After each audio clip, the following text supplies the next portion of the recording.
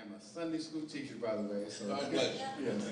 I'm also a life coach. But my question is about, actually I'm going to say one word, Barack Obama. If you'd like to comment. Yeah, I would. I want Barack Obama to be president.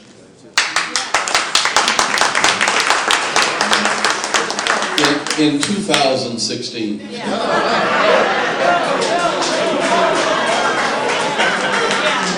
I tell you why.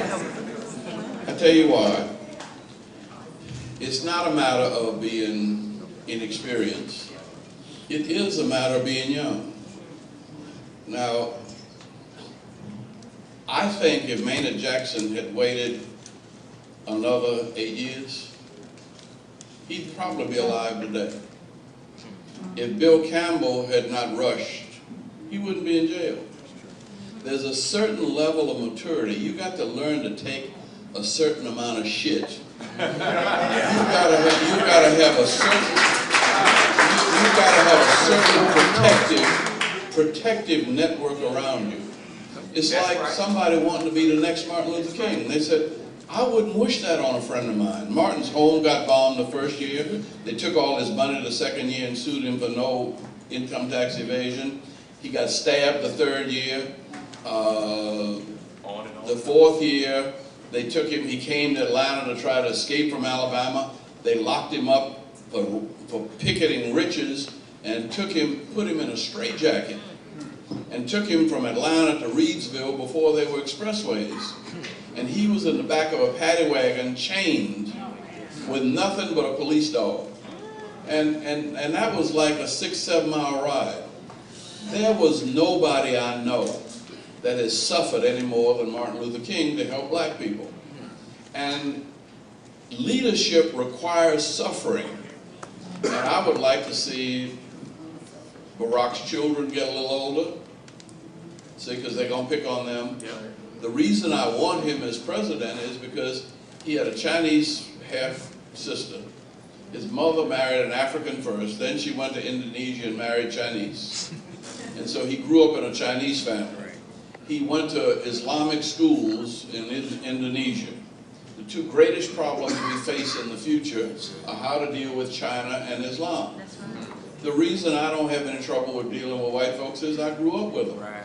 I started when I was 2-3 years old, having to deal with Irish and Italian and German folks. So and nobody else in the movement wanted to go down and talk to white people. That's the reason I got branded as the Uncle Tom, because it didn't bother me. If somebody had to go down and talk to the white folks, Martin said, go ahead, Andy, and I said, all right. But it wasn't that I was anxious, it's that nobody else wanted to go. Right. Now, if you read about the Clintons, there is no limit. And well, let's stick with Martin for a minute. You don't know the harassment that he faced. Every place he went, from the time he was 25 till he was killed in 39, the room was bugged. There were people telling lies to his family and everybody about him. They were putting women on him, trying to set him up. I mean, it was a ruthless campaign to destroy him. So I don't wish that on anybody.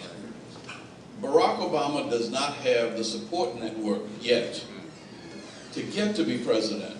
The Clintons have, he's as smart, he's brilliant, but you cannot be president alone.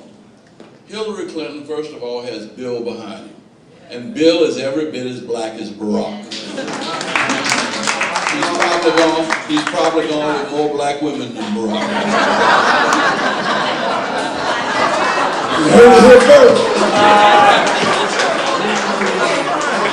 But no, I'm clowning. But like when they went to Nelson Mandela's inauguration, they had a whole plane load of black folks that went down there. After the inauguration, there was a party. And Clinton was the one who said, let's start a Soul Train line. all of these middle-class bougie folk looked around, a Soul Train. And Bill did the moonwalk down the Soul Train. They couldn't anybody like do the moonwalk. See, that's the problem. And Hillary pulled her skirt up above her knees, and she got down and went on through too. And nobody but Alexis Herman could kind of keep up with her. But I'm saying that there is, if you read about the Clintons, when Clinton decided to run, Hillary set up a defense committee, and that's what they called it. And you know what it was? It was to go around and neutralize all the women that he'd ever been involved with. And she got her friends to be the defense committee to protect him from the attacks. See? Now when you talk about who's going to stay up late at night and be there when the decisions are made, there are more black people that Hillary and Bill lean on. You look at Barack's campaign, and this well, first of all, I've talked to people in Chicago, and they don't know anybody around him. See, to put a brother in there by himself is to set him up for crucifixion. See? And I think his time will come, and the world will be ready for a visionary leadership. Now, somebody's got to clean up the mess. Right. And it